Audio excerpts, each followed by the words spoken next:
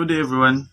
Our group will gonna discuss to you the disaster rehabilitation and recovery after landslides, floods, tsunamis occurred. So, when we talk about disaster rehabilitation and recovery, it entails restoration, reconstruction, and implementation of development measures that will enable the affected communities and localities return back to normalcy and be resilient for the future disaster. The aim of building resiliency is to prepare communities to resist, absorb, recover, and transform from the consequences of current unforeseen hazards and events. Rehabilitation and recovery plays a very important role in this preparation as it can address the longer-term needs and challenges that makes community vulnerable. It provides the opportunity to increase the capacity of the society to cope and reduce the risk of future emergencies and natural disasters. These natural disasters cannot be predicted as to when and as to how it will happen. The bad thing is we cannot easily avoid this happening. While the good thing is the disaster happens, that is the time that this rehabilitation and recovery and implementation is applied. And with this applied, we are now always ready and more resilient if ever this will happen.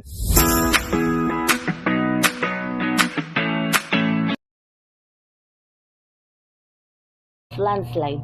Landslide, also known as landslips, is a occur caused by disturbances in the natural stability of a slope. When ground on slopes become unstable, the ground collapses and flows down the side of a hill or mountain and can consist of earth, rocks, mud, and any debris which may be caught in its wake. There are also various direct methods of preventing landslides.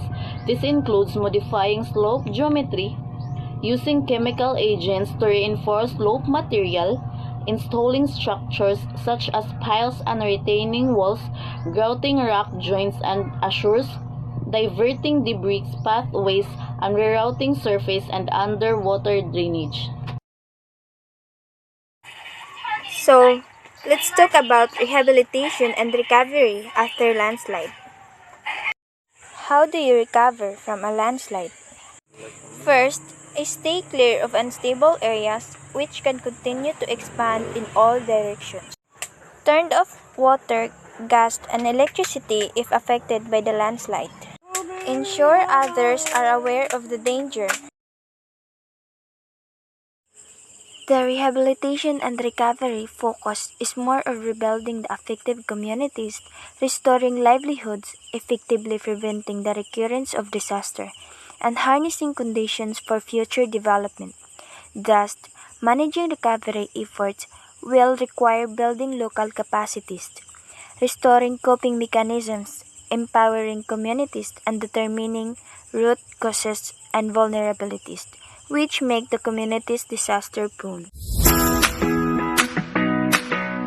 So, floods. Floods are the most frequent type of natural disaster and occur when an overflow of water submerges land that is usually dry. Floods cause and effect. How floods forms. Often caused by extreme weather, thunderstorms, snow, and ice melts, hurricanes. Main features. Overflowing of water onto land is normally dry, can last a few minutes, last floods to months. Weather-related. Changes in habitats, destruction of habitats, water contamination, loss of animals due to drowning. Changes in landforms, mudslides, erosion of land, and those other impacts, loss of life, disease, property loss, damage, destruction of crops and livestock.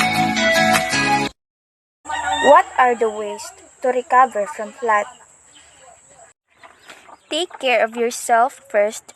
If you are ill or injured, get prompt medical attention. Give your home first aid. Get organized. Dry out your home. Restore the utilities. Clean up. Check on the financial assistance. Rebuild and flood proof.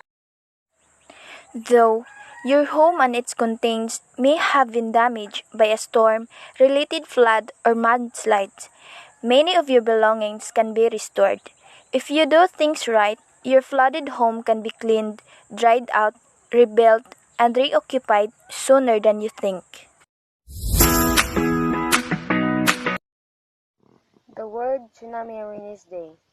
In December 2015, the UN General Assembly designated November 5 as World Tsunami Awareness Day, calling on countries, international bodies, and civil society to raise tsunami awareness and share innovative approaches into risk reduction.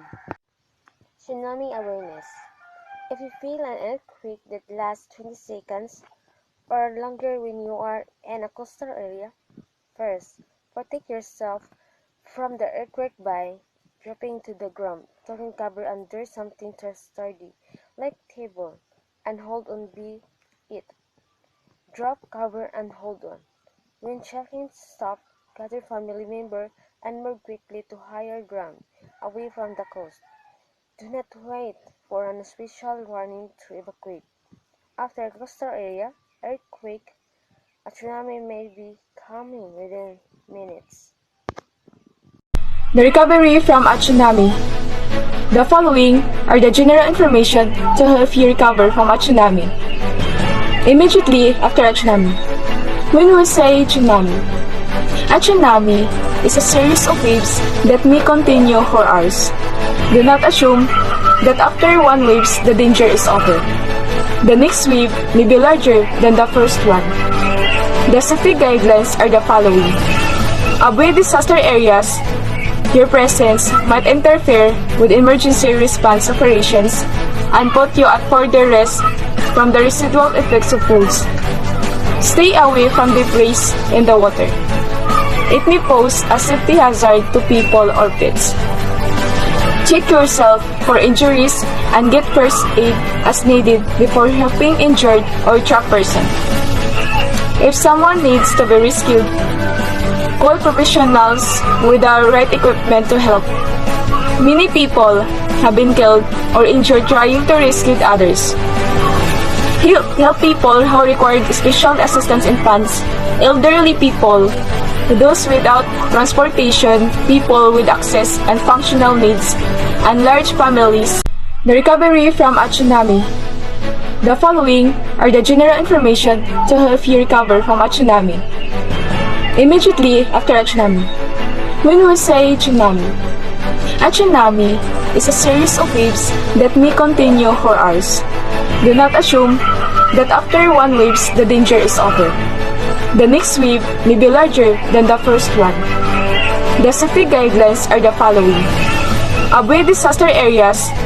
Your presence might interfere with emergency response operations and put you at further risk from the residual effects of floods. Stay away from debris in the water. It may pose a safety hazard to people or pets. Check yourself for injuries and get first aid as needed before helping injured or trapped person. If someone needs to be rescued, call professionals with the right equipment to help. Many people have been killed or injured trying to rescue others.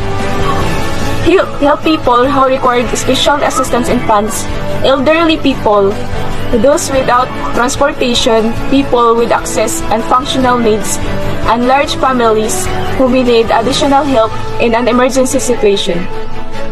Stay out of any buildings that has water around it. Tsunami water can cause floors to crack or walls to collapse.